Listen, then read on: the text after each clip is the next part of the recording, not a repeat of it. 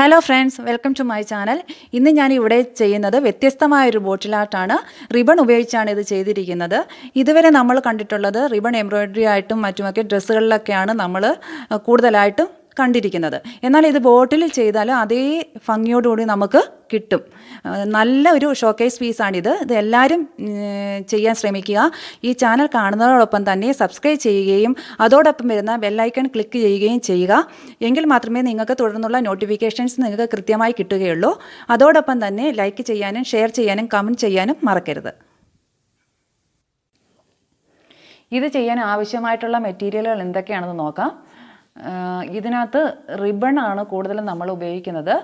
Ribbon ഇവിടെ ഞാൻ grey colour എടുത്തിട്ടുണ്ട്, വൈറ്റ്, അതേപോലെ ഒരു ക്രീം കളറും എടുത്തിട്ടുണ്ട്.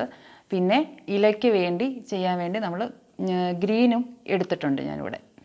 പിന്നെ ഇതിനകത്ത് മെയിനായിട്ട് നമ്മൾ ചെയ്യുന്ന മീഡിയം എന്ന് പറയുന്നത്, ബേസ് എന്ന് പറയുന്നത് കുപ്പിയാണ്.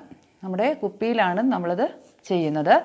പിന്നെ ബ്രഷുണ്ട്, നൂല്, അതേപോലെ നീഡിൽ, സാധാ നീഡിൽ തന്നെയാണ് എടുത്തിരിക്കുന്നത്. പിന്നെ പിസ്തയുടെ ഷെല്ല്, ത്രെഡ്, ഇത് അക്രിലിക്കിൻ്റെ കളറാണ്. ഇത്രയും ഇത് വെച്ചാണ് ഇന്നത്തെ നമ്മുടെ ക്രാഫ്റ്റ് ഐറ്റം. ബോട്ടിൽ ആർട്ടാണ്. ഇതൊരു വ്യത്യസ്തമായിട്ടൊരു ബോട്ടിൽ ആർട്ടാണ്. നിങ്ങൾ ഒരു ഫ്ലവേഴ്സ് കൊണ്ട് അലങ്കരിച്ചൊരു ബോട്ടിൽ ആർട്ടാണ്. റിബൺ ഫ്ലവേഴ്സാണ് ഇതിനകത്ത് ഉൾക്കൊള്ളിക്കുന്നത്. എങ്ങനെയാണെന്ന് നമുക്ക് കണ്ടു നോക്കാം.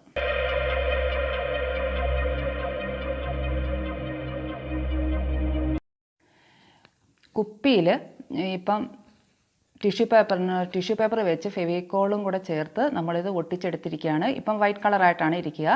ഇനി ഇതിനകത്ത് അൾട്രാമറൈൻ്റെ അക്രിലിക് കളർ, ബ്ലൂ കളറാണ് ഇത്. ഇതിനകത്ത് ബ്രഷ് ഉപയോഗിച്ച് ബോട്ടിൽ മൊത്തത്തിൽ നമ്മൾ പെയിൻറ്റ് ചെയ്ത് എടുക്കുകയാണ് ചെയ്യുന്നത്.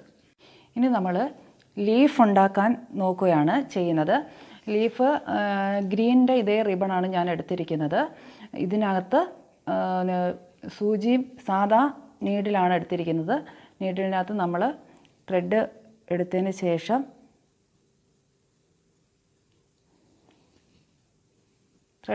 ശേഷം നമ്മൾ ഇതേപോലെ ഒരു സൈഡിൽ കൂടെ ഇവിടുന്ന് സാധാ റണ്ണിങ് സ്റ്റിച്ചാണ്, ഇതേപോലെ ഇങ്ങനെ കുത്തിയെടുത്ത് നമ്മൾ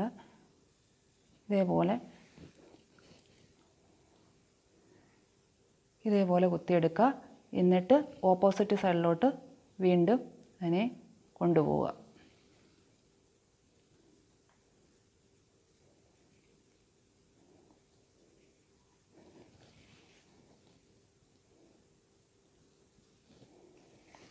ഇതേപോലെ ചെയ്യുക. ഇതേപോലെ ഈ റിബൺ ഫുള്ള് നമ്മൾ ചെയ്യണം. ചെയ്തതിന് ശേഷം മൊത്തത്തിൽ ഇതിനെ വലിച്ചെടുക്കുകയാണ് ചെയ്യുന്നത്. നൂല് വലിച്ചെടുക്കുകയാണ് ചെയ്യുന്നത്.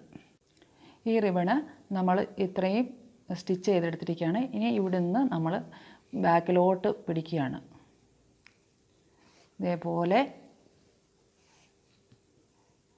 ചുളുക്ക് വരത്തക്ക ലെവലിൽ ബാക്കിലോട്ട് പിടിക്കുകയാണ് ചെയ്യുക.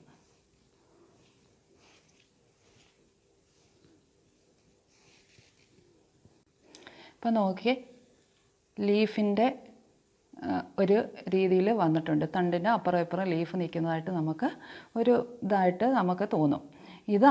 ഇത് വേണമെങ്കിൽ നമുക്ക് ഇങ്ങനെ വേണമെങ്കിൽ അതിനകത്ത് ഫിക്സ് ചെയ്യാം. ഇല്ലെങ്കിൽ ഈ രണ്ടറ്റവും കൂടെ ചേർത്ത് ഇങ്ങനെ വേണമെങ്കിൽ നമുക്ക് ഫിക്സ് ചെയ്യാവുന്നതാണ്.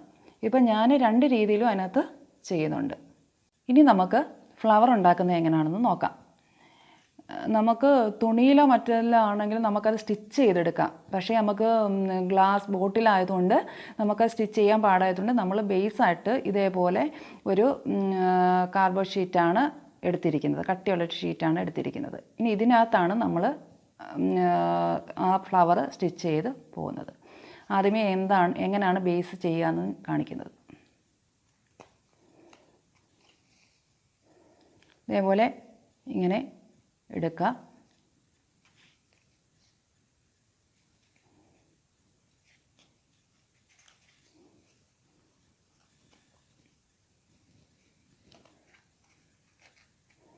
അങ്ങോട്ടും ഇങ്ങോട്ടും, അതായത് ഓപ്പോസിറ്റ് സൈഡിലോട്ട് നമ്മൾ നൂല് കോർത്തെടുത്തു. അതേപോലെ ഇവിടെ ഓപ്പോസിറ്റ് സൈഡിലോട്ട് വേണം നമ്മൾ നൂല് കോർത്തെടുക്കണം.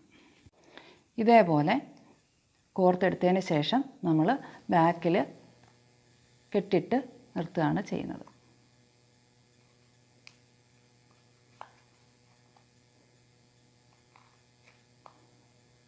ഇതേപോലെ കെട്ടിട്ട് 2-3 കെട്ടിട്ട് ഫിക്സ് ചെയ്യാൻ വേണ്ടി 2-3 കെട്ടിട്ട് അങ്ങ് നിർത്തുകയാണ് ചെയ്യുന്നത്.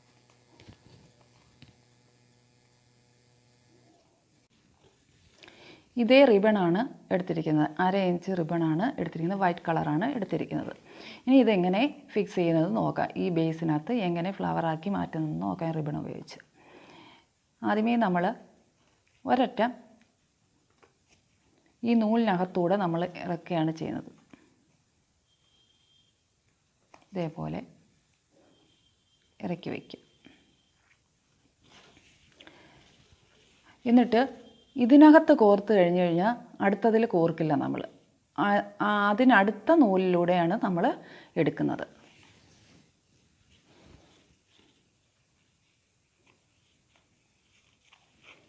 ഉണ്ട്, ഇതിനകത്ത് കോർത്തിട്ടില്ല, ഇതിനകത്തൂടാണ് നമ്മൾ എടുക്കുന്നത്.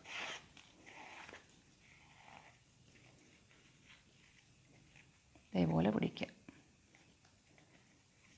എന്നിട്ട് ആ റിബണെ ഇതേപോലെ ഒന്ന് ചരിക്കുക. എന്നിട്ട് വേണം നമ്മൾ അടുത്ത നൂലിൽ, ഈ നൂലിൽ കോർക്കില്ല, ഈ നൂലിലേ കോർക്കത്തുള്ളൂ.